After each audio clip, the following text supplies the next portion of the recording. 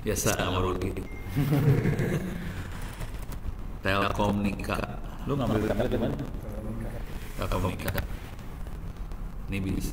Dia nyediain template.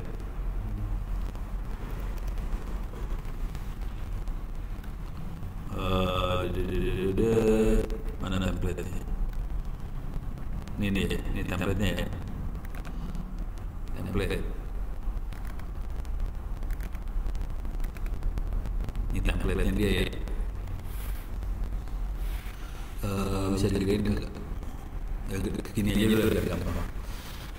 Yang penting itu ini nih, judul sama menulis. Bukan yang penting ya. Kita lihat urutannya. Di jurnal tuh ada judul, ada menulis. Terus ada abstrak. Oke. Terus ada intro, pendahuluan. Terus ada metode. Jadi ingat ya, judul, abstrak, intro, metode, terus ada result, hasil, oke. Terus ada kesimpulan. Terus yang terakhir ini ada selipan acknowledge. Acknowledge itu ucapan terima kasih. Kalau ini penelitian dibayarin sama siapa, kita bilang terima kasih dong. Kalau nggak bilang terima kasih lu tabok. Terus referensi. Oke. Referensi harus 24 ke atas. 24 referensi ke atas. Kalau bisa jangan pernah pakai referensi bahasa Indonesia. Referensinya boleh semua. Karena kita akan masukin ke paper jurnal bahasa Inggris. Gitu ya. Ulang. Judul, pendahuluan, intro, metode itu algoritma yang kita pakai, cara ngambil data kayak gimana, itu teorinya apa, itu metode semua itu. Terus hasil itu hasil yang kita kerjain. Terus kesimpulan, terima kasih, referensi. Biasanya terakhirnya ada ini biografi dari penulis terakhir. Cuman satu paragraf. Itu ya, ada foto satu paragraf. Udah, gitu doang. Ini namanya siapa? Patricia Melin. Nggak ada hubungan. Beres ya. Sekarang cara nulis paper jurnal. Kalau ngeliat kayak gini kita nulisnya mulai dari mana? Judul. Salah. Judul belakangan. Yang benar kalau kita nulis paper jurnal bukan dari sisi, dari sini nih, dari hasil. Jadi kan kita ngoprek, ngoprek, kita punya hasil dong. Dari hasil itu tulis hasilnya.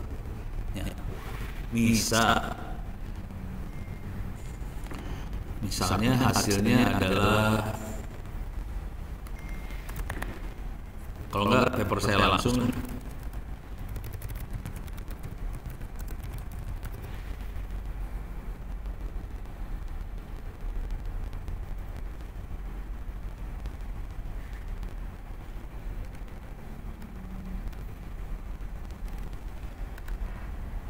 ini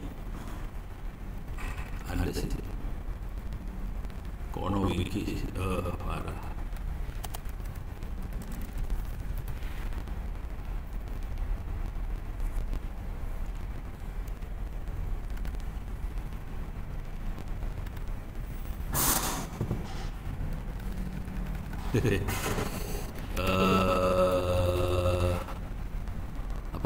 Jangan itu, coba benchmarking nih.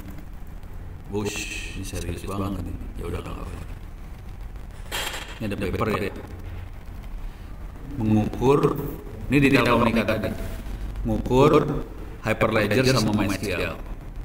Oke, tahu Hyperledger apa? Nggak tahu. Itu blockchain. Tapi turunannya blockchain, bukan blockchain benernya. Turunannya blockchain yang dikembangin buat private network. Kalau blockchain kan ditaruh di internet, jadi networknya public. Yang ini blockchain private network. Yang nulis ono. Parah. Parah banget.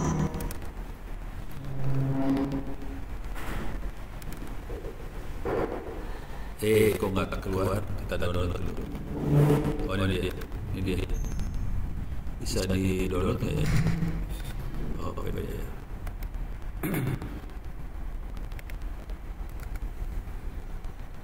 Ini ya.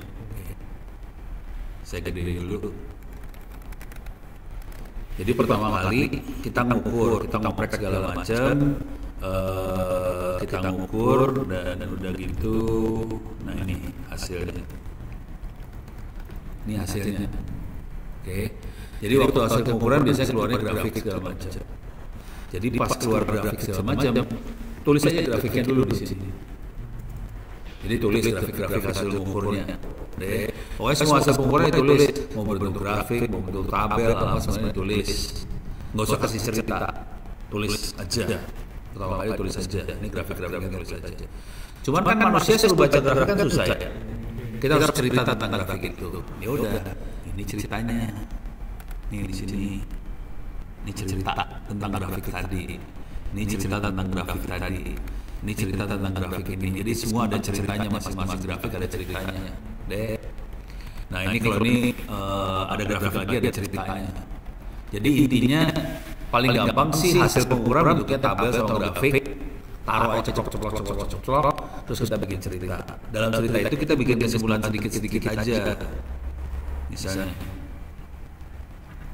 Oleh karena itu, ini kesimpulan nih. Oke. Jadi selalu ini kesimpulannya. Jadi ada ceritanya, ada kesimpulan dari cerita itu, masing-masing paragraf yang jelasin tentang grafik itu. Kesimpulan. Jadi pertama kali ngoprek, catat hasilnya, keluarin grafik sama tabelnya, tulis di result. Tapi kan orang nggak bisa baca dong, karena nggak ada cerita kan. Kita bikin cerita supaya orang bisa baca apa yang ada di grafik itu dalam bahasa manusia. Saya udah dapat. Nah ini teknik paper jurnal. Cuman dalam kepala kita waktu kita ngerjain ini semua, dalam kepala kita harus selalu di kepala kita mikirnya gini. Kita harus mastiin bahwa yang kita kerjain ini pertama kali di dunia. Gitu. Oke. Nah, paling blow on cara berpikirnya gini sih. Kalau kita walaupun mungkin sama yang kita kerjain sama yang di Amerika, mungkin sama ya. Tapi misalnya gini, kita analisa tentang e-commerce aja, tentang pemasaran digital aja. Pokoknya topik-topik yang blow-on, e-commerce, pemasaran digital. E-commerce di Indonesia sama di Amerika sama beda. Jadi walaupun metodenya sama, caranya sama, mengukurnya sama, tapi kan orangnya beda. Pasti hasilnya beda dong. Ya udah, ceplok sini. Walaupun sana ngerjainnya sama semuanya, hasil dijamin halal pasti beda. Tapi kita jangan tapi di kepala kita tahu bahwa waktu menulis paper jurnal hanya menerima kalau ini temuan, ini sesuatu yang baru. Kalau ini bukan sesuatu yang baru, jurnal nggak menerima sebenarnya. Tapi kan kita tahu bahwa ini di dunia, ya kita yang sendiri yang kerja di Indonesia. Pasti bedanya kan, ya udah santai aja. Pokoknya tulis, diceritain tentang grafik itu. Jadi tulisnya harus kayak gini banget ya. Ada angkanya, ini ada berapa blok, ini apa, jelasin angkanya semua ditulis. Dari cerita di grafik atas itu kita tulis di sini. Setelah ini ada semua, kan masing-masing grafik ini ada kesimpulan-kesimpulan dikit-dikit ya. Terus kita bikin kesimpulan akhirnya, conclusion. Kesimpulannya apa? Dari hasil pengukuran tadi. Tapi waktu kita bikin pengukuran segala macam kan kita harus jelasin juga cara mengukurnya gimana, alat ukurnya apa. Nah itu waktu jelasin itu bukan di result, itu masuknya metode. Cara mengukur segala macam masuknya metode. Tapi kita fokusnya ke hasil dulu, result. Waktu nerangin result, kayaknya saya butuh nerangin nih cara ukurnya kayak gimana, tulis di cara mengukur. Ini harus terangin lagi di metode. Pokoknya yang tentang cara, metode. Teori, metode. Segala macam kayak gitu, metode. Udah. Jadi, tapi fokus pertama kali hasil dulu. hasil, terus cerita tentang hasil, bikin kesimpulannya. Waktu nulis hasil kerasa bahwa oh saya harus nerangin metodenya, masuk metode. Dari hasil ini, setelah hasil selesai ditulis, kita bikin kesimpulan di bawah ini, kesimpulan, conclusion, kesimpulan. Itu adalah kesimpulan dari hasil tadi, bikin kesimpulan. Tapi ini kan panjang nih. Nah, mana sih? Mouse gue mana sih? Ini dia. Ini kan panjang. Ini panjang ya, 3 paragraf. Ini panjang nih, 3 paragraf. Oke. Dari kesimpulan ini kita bisa bikin abstrak. Jadi urutannya tadi hasil sambil nulis metode, terus hasil dibikin kesimpulan masih panjang 3 paragraf. Ini dirangkum jadi abstrak. Ini. Abstrak itu adalah 1 paragraf 200 kata dirangkum dari hasil. Gitu. Jadi urutannya ngebalik, nggak nulis judul dulu baru abstrak baru intro, ya kagak lah. Kebalik, nulisnya harus hasil dulu, sambil nulis hasil bikin metode. Dari hasil kita dapetin kesimpulan diperes jadi tinggal 1 paragraf 200 kata abstrak. Nanti di abstrak ini udah selesai itu semua, kita harus buktiin bahwa ini penemuan. Cara buktiin ini penemuan caranya gampang sebetulnya. Kan ada orang lain yang udah pernah ngerjain seperti kita ya, biasanya ada lah, walaupun mungkin caranya beda, hasilnya beda karena kita beda.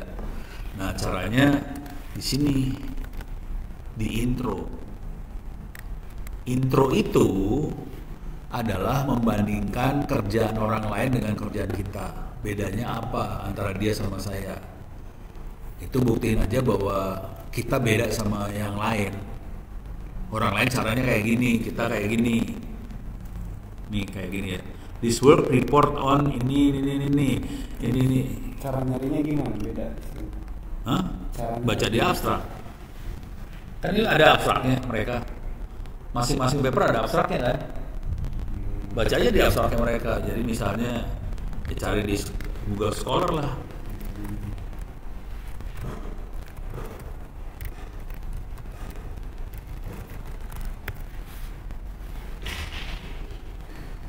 Bisa. Kita mau bandingin non di dia. Yang ini Pak, contohnya abstrak nih, kita kan ini terus mau nyari yang kata bapak yang persis. Caranya gini kan.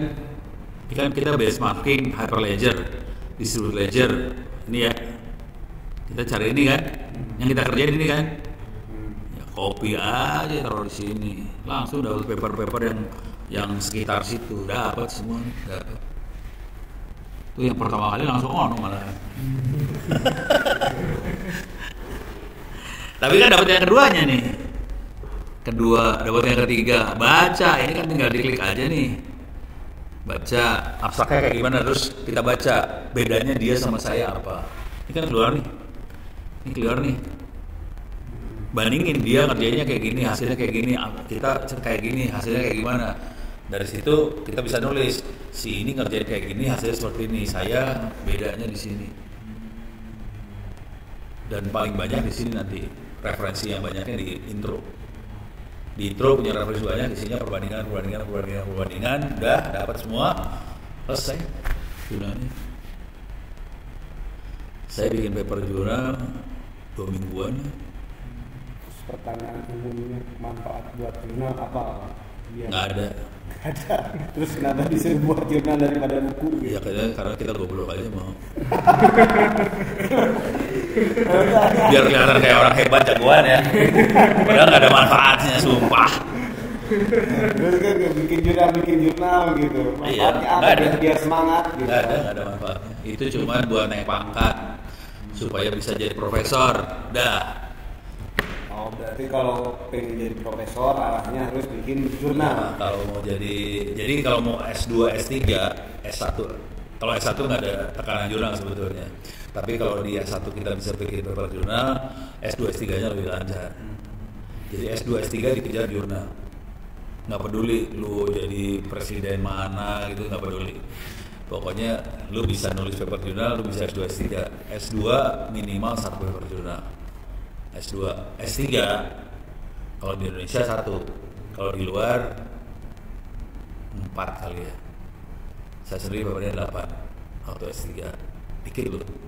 Ada mahasiswa ITB S3 papernya 13 atau berapa. Kalau yang lebih gila banyak papernya. Kalau bisa banyak paper lebih keren. Jadi nanti kalau udah biasa nulis paper jurnal, beda dikit, berubah dikit paper, berubah dikit paper, berubah dikit paper. Gitu caranya. Berubah dikit paper, berubah dikit paper. Misalnya kita analisa, ini analisa nih ya. Ini analisa tentang tadi web server yang kita bikin ya.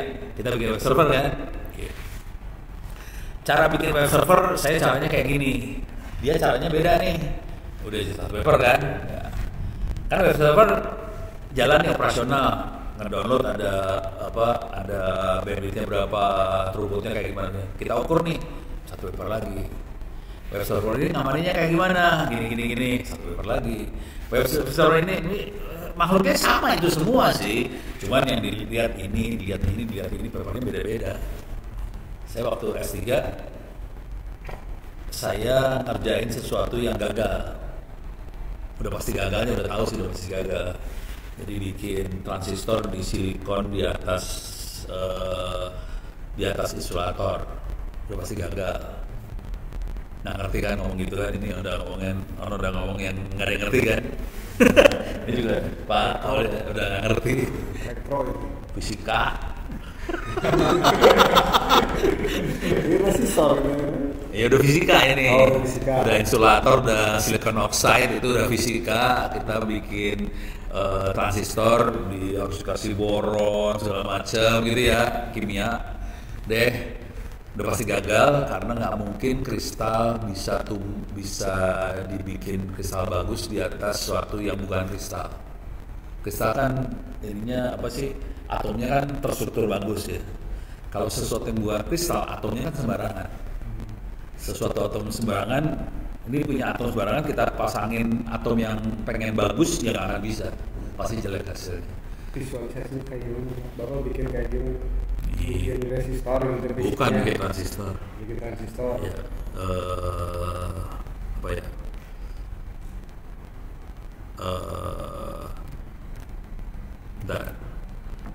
Yang paling bagus sekarang ini sih Simox.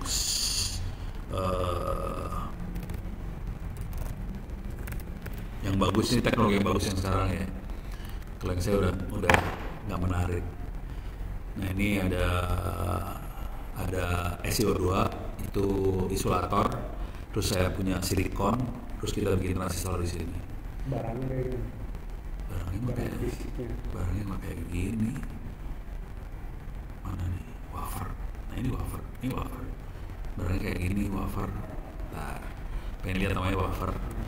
Nggak pernah lihat wafer lu pada ya?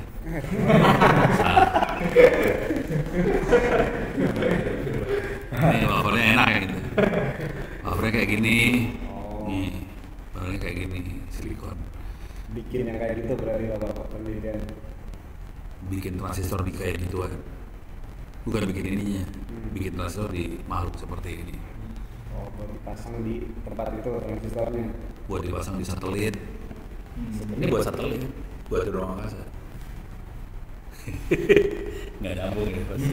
Si Ono beda banget ngomongnya ya. Sama yang tadi pagi beda sekali ya. Dan Ono bisa ngomong kayak gini nih.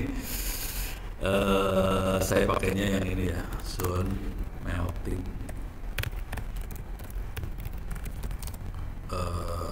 SiO2. Ini dia, makanya cara kayak gini. Ini wafernya dipanasin, dikasih silikon, dipanasin, dikasih panas. Akhirnya saya bisa bikin transistor di atas SiO2 kayak gini. Mampus ya. Jadi bikin transistornya gitu ya. Dan ini udah pasti transistornya rusak. Udah pasti jelek sih transistornya. Susah buat bikin transistor yang bagus, susah. Di sini setengah mati bikinnya. Udah pasti susah kan? Ya udah, kita bikin. Udah gitu difoto dong, pakai mikroskop, pakai scanning elektron mikroskop. Udah pernah lihat belum? Belum kan? Nah, difoto pakai scanning elektron mikroskop, itu dia kayak mikroskop biasa kan, mikroskop biasa cuma biar ngelihat yang biasa lah ya, kuman apa segala macam. Ini transfer kecil loh. Jadi kita pakai scanning elektron mikroskop, difoto, terus kasih lihat tuh patah kan, gitu. Cuma gitu doang, patah kan, kasih paper jurnal, patah.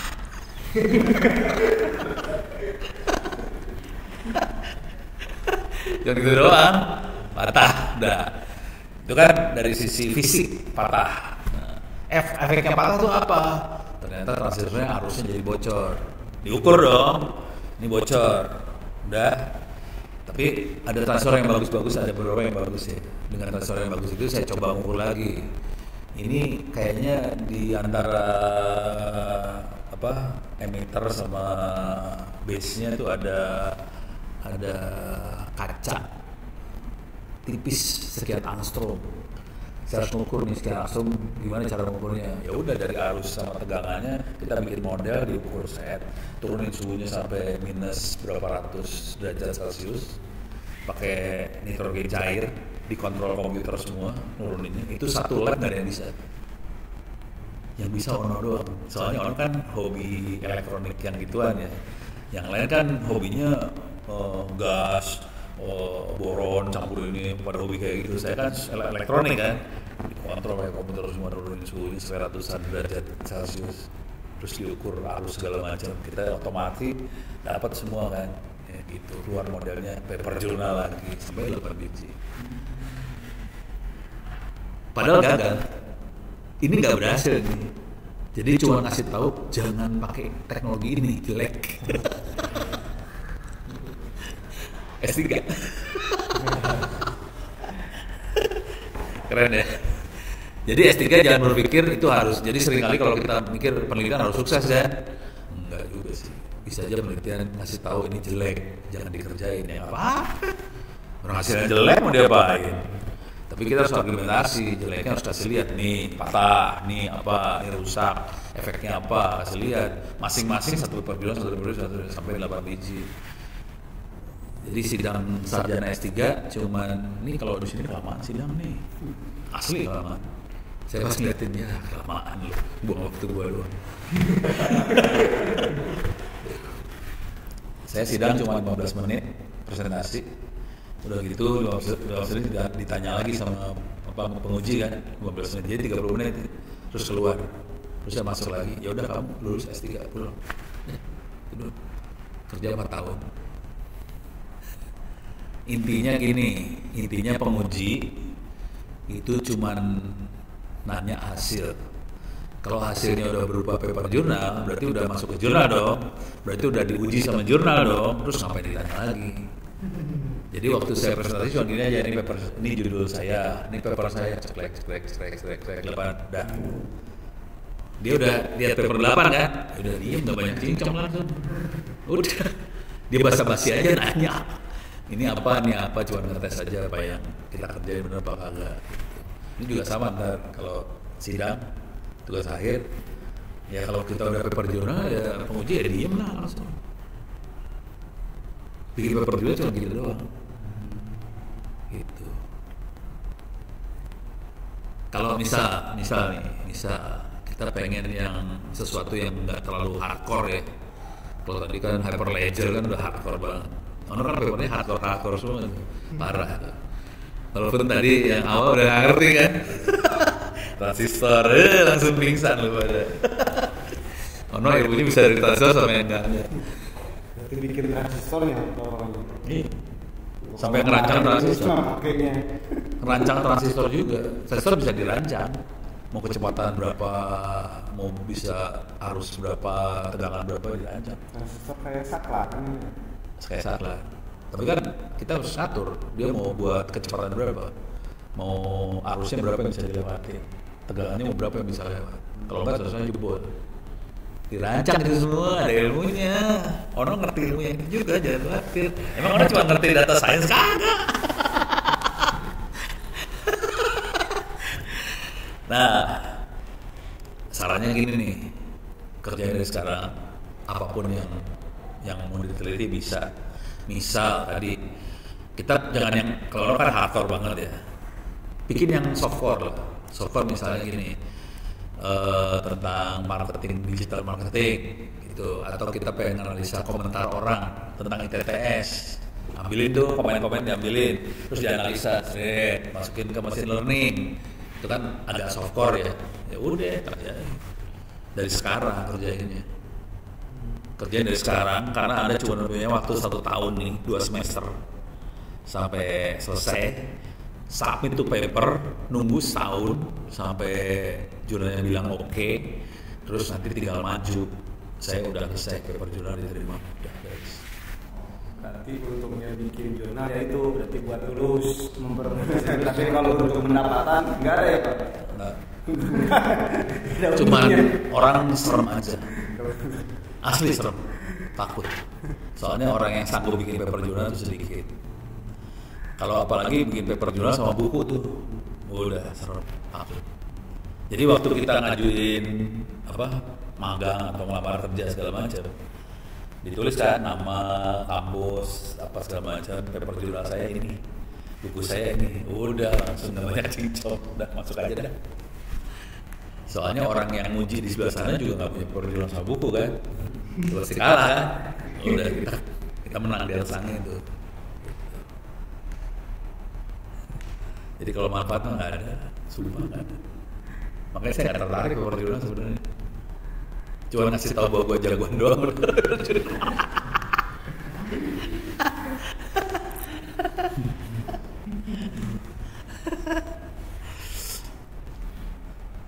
Ini yang orang mainin yang ini nih, gitu ya. Beda banget ya. Udah pernah kalau mau jalan-jalan nih, kalau lihat silikon yang kayak gini, coba silikon ingot. Ini kayak gini kan. Ini gede loh, ini panjang loh. Ini masih kecil. Ada yang lebih gede lagi. Ini adanya di Cikarang, ada 2 pabrik kayak gini. Tapi bukan buat, ini kan dipotongnya kayak gini ya. Dipotongnya jadi lempengan chip. Ya, buat IC, buat transistor, buat komputer segala macam. Bentuknya kayak gini potongannya. Kalau yang di Cikarang ini ditarik, dilelehin, ditarik sama dia jadi kabel fiber optik. Ini jadi kabel fiber. Jadi kabel fiber optik kita itu ini kaca silikon. Gitu. Bisa simak. Simak ini. Iya simak yang dapat. Ya mah. Halo.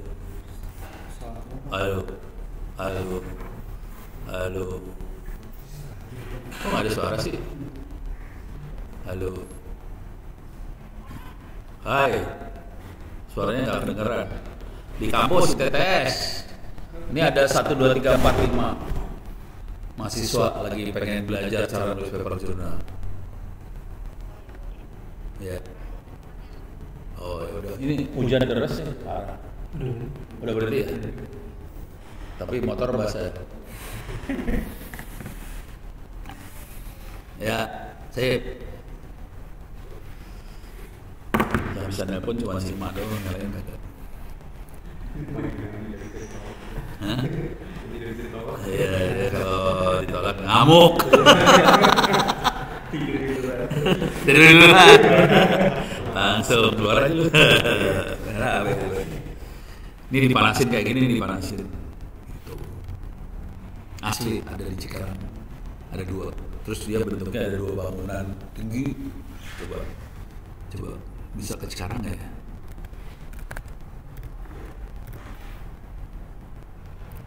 Cikarang. Pabrik. Hah? Iya di daerah pabriknya dia.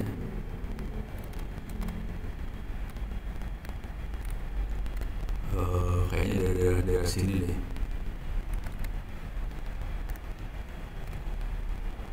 Oh bukan di San Diego Park. Pabriknya di mana sih? Ini ya, ini kayaknya dari daerah sini ya. Apa sih kemarin? Pabrik fiber optik CTC apa ya? Pabrik Fiber Cikarang. GSM antara ini. Kalau ini Cina punya soalnya. Oh, fiber optik.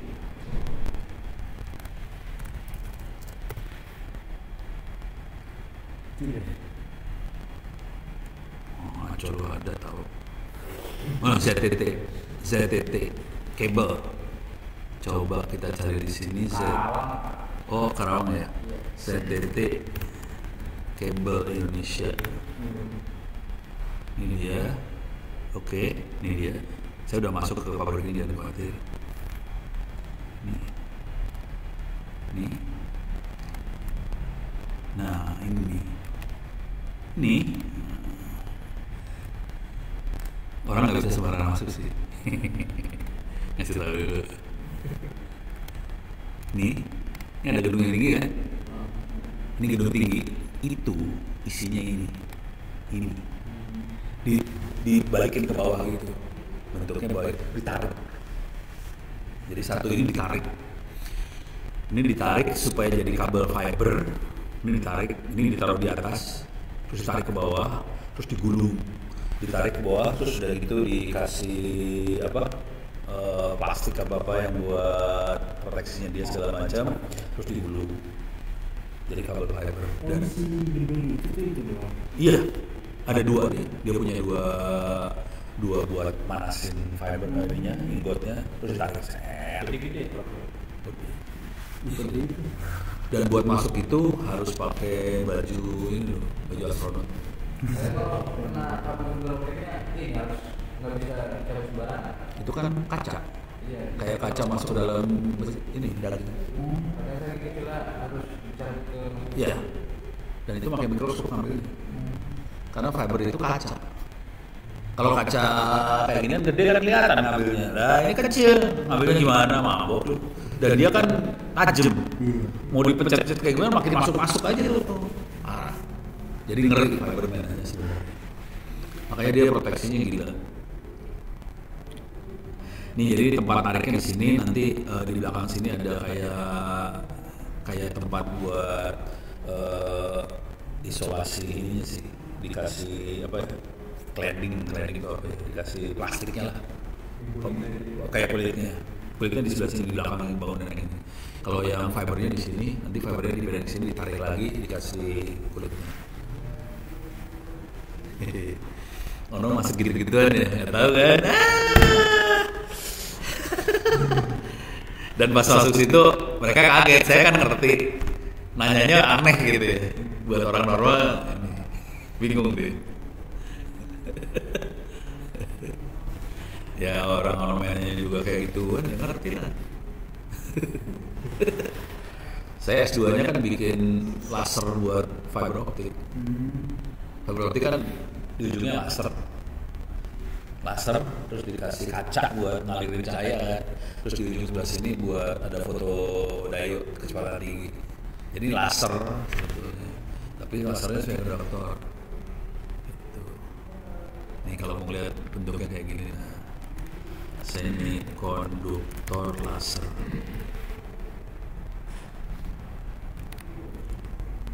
Ini kayak gini kalau potongannya kayak gini ya.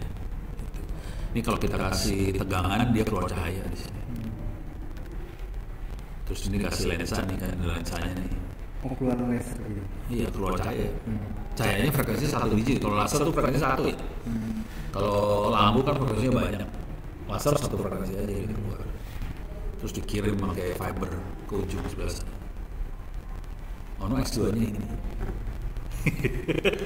Yang buat ini apa? Buat kayak bangunan itu ya? Enggak, ini buat komunikasi, buat telekomunikasi aja. Ini lasernya kecil banget ini mah. Nggak kelihatan. Itu yang kita pakai ini deh. Yang kita pakai penunjuk itu teknologi yang lebih low daripada ini sih sebenarnya. Ini lebih canggih daripada itu. Tahu nggak ini dalamnya parah sih. dalamnya tuh aluminium, gallium sama arsenite. Tahu arsenite? Arsenik? Tahu? Hah? Baru dengar? Ya sekali-sekali minum aja tuh arsenik. Mati dulu. Ini laser. Tapi lasernya nggak sekuat ini pakai gas, laser gas. Gitu. Ini kayak gini bentuknya kecil kayak gini. Jadi orang bisa ngomong machine learning, bisa ngomong ini.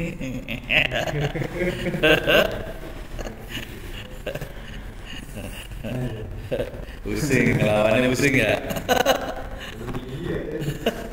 Sebetulnya nggak tinggi sih, cuman orang belajar terus itu aja.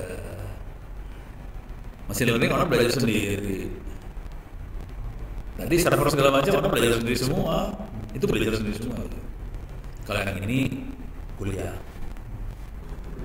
yang ini kuliah. Nah ini kuliahnya. Yang sampai level ini susah, nggak semua orang bisa sih. Ini kuliah beneran. Kalau yang itu belajar sendiri. Jadi sebenarnya lu nggak usah kuliah, belajar sendiri juga bisa. Ini nih kalau mau lihat ininya bahannya ya, gallium, arsenite, ini apa ya? P-nya fosfat. Ini gallium pakai nitrogen. Ini fosfat. Kalau ini nggak pakai arsenik dia. Ini gallium arsenik. Ini yang arsenik, yang ini gallium arsenik. Ini racun nih. Jadi gallium sama arsenik dicampurin jadi bahan, udah kayak buat laser. Kalau minum mati, kalau bocor mati. Saya waktu itu hampir mati juga sih. Kenapa ada gini? Enggak, gue bego aja sih. Kan kita di ruangan itu ada yang buat bersihin alat segala macam kan ada ininya penahan kacanya. Cuman kan males nih alat dari sini kita kaca kan nggak susah gitu ya. Buka masuk kepala, waduh langsung parah dalamnya. Dari kapok minum susu dulu biar hilang kaca gitu.